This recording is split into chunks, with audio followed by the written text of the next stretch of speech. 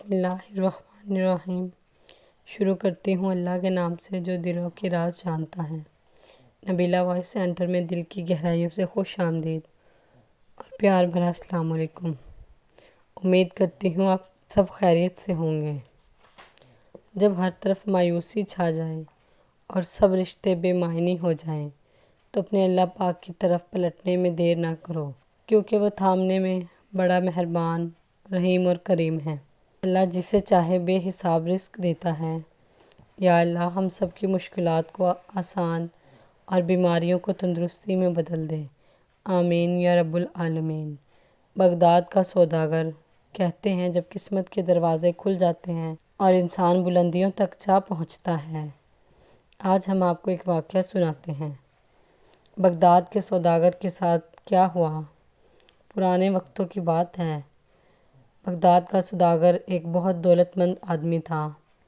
اپنی دولت لٹانے کے سبب وہ اتنا غریب ہو گیا تھا کہ وہ محنت مزدوری کر کے اپنا پیٹ پالنے پر مجبور ہو گیا۔ اکثر اوقات وہ اپنے پچھلے وقت کی عیش و عشرت والی زندگی کو یاد کر کے غمزدہ ہو جایا کرتا۔ ایک رات وہ بہت مایوس اور غمزدہ ہو کر سو گیا۔ اس نے خواب میں دیکھا کہ ایک بزرگ اس سے کہہ رہے ہیں،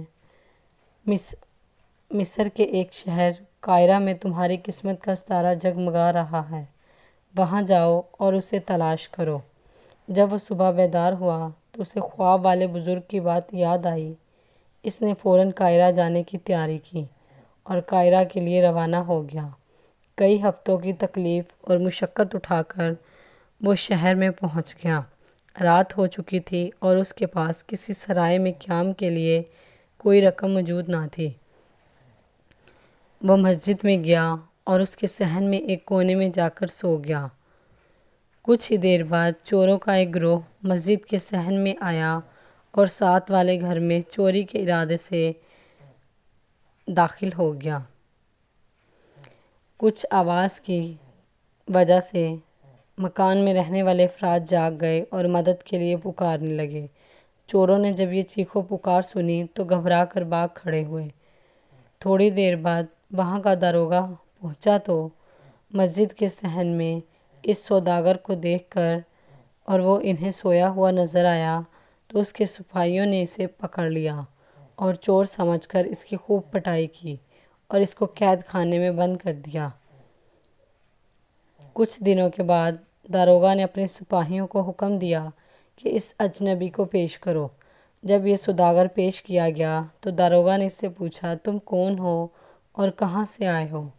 پھر اس نے بتایا کہ میں بغداد سے آیا ہوں۔ پھر سوال کیا کہ کس لیے آئے ہو؟ جواب دیا، میں نے خواب دیکھا ہے کہ ایک بزرگ مجھ سے کہہ رہے تھے کہ تمہاری قسمت کا ستارہ قاہرہ میں جگمگا رہا ہے، وہاں جاؤ اور اسے تلاش کرو۔ اسی کی تلاش میں آیا تھا، لیکن آپ کے سپاہیوں نے مجھے چور سمجھ کر پکڑ لیا اور میری پٹائی کر دی۔